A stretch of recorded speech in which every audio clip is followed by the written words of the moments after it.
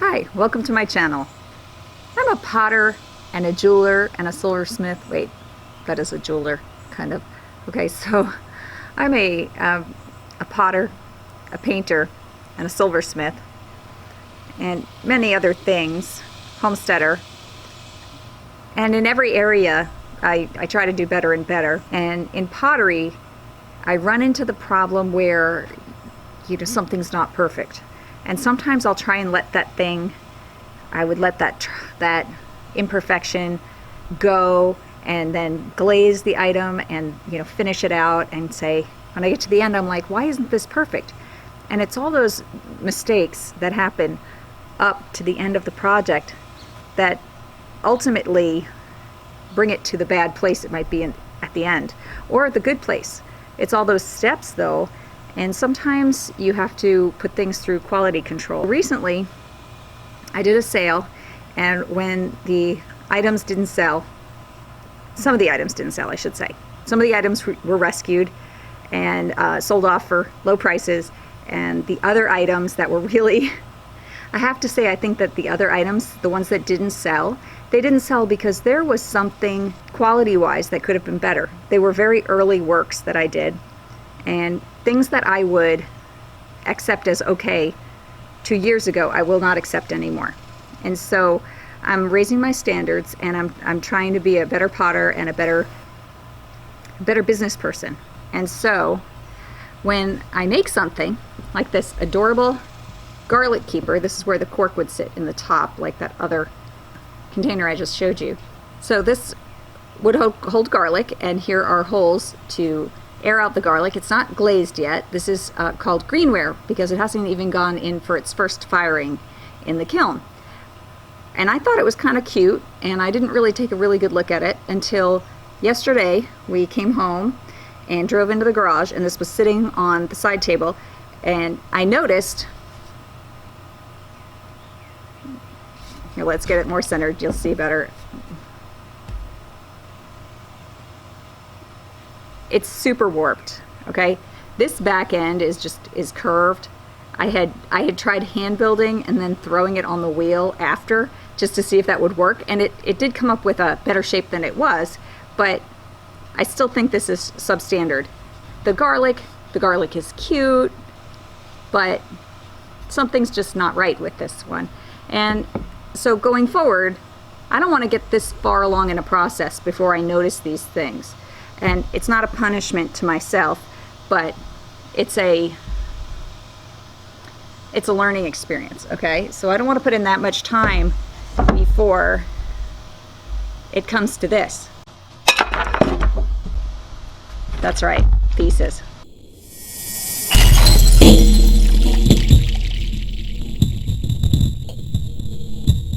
Just can't let things go that need to be destroyed.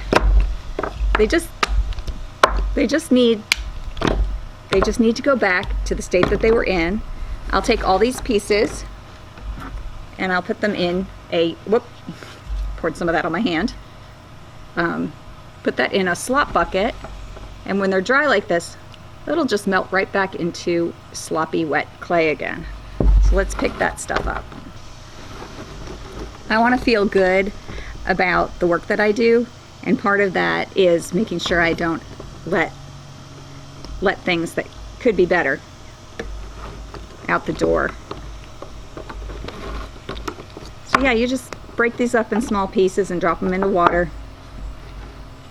You don't need any of that organic matter in there, like dead ants, for example. You just drop them in the slop bucket.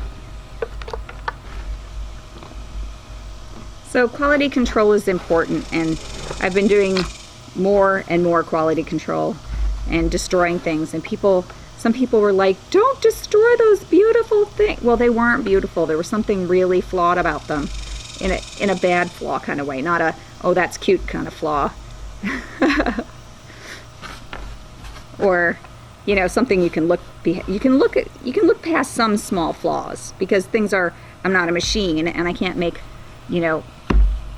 this ridiculous standard of perfection after only having made pottery for 2 years.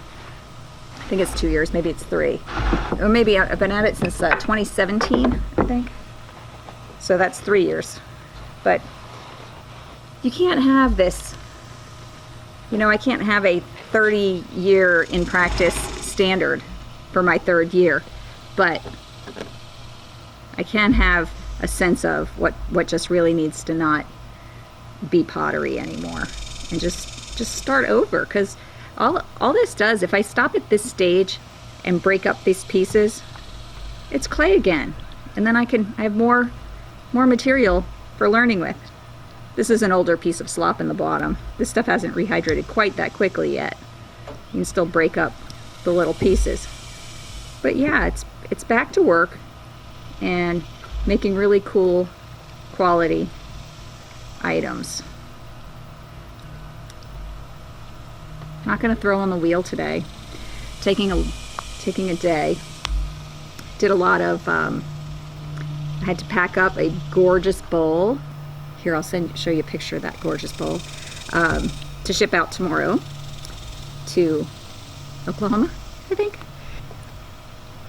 Got a bunch of other stuff firing tonight, which will be out just a couple days. Yeah, but it's stuff I'm really proud of. And, you know, I wasn't proud of this, so the best thing to do is, as soon as I realize that it's not good enough, get rid of it. Just the minute it's not good enough, destroy it. You don't have to go all the way through the process to figure out that it's not good enough. Lesson for the day is raise your standards, maybe. You know, that's what I've been doing for myself lately. If I get up in the morning, I make the bed. Why? Because I'm setting a standard for myself that I'm tidy. You know, maybe not out here in the pottery studio where things get pretty messy, but in the house, my bedroom, my bed is made every single day. And the kitchen, before I go to bed, we get those dishes out of the sink, because only slobs live in kitchens with you know, stuff all over, with their dirty dishes and their, you know, if you have clothes on your floor, you know, that's some place you can find. There's always room for improvement, typically, with cleanliness, so that's always a good place to start, you know, getting your house in order. But as part of raising my standards, I'm raising the standards for my pottery. And yeah, I think it's a good exercise. That's all. Thanks for watching, you guys. I hope you enjoyed this discussion. If you liked it, please give me a thumbs up so I know to create more content like this. And if you didn't, just go out there and find something else. You know, loads of things out there. And if you do want to see more, you can go ahead and subscribe. It's free. Catch you later.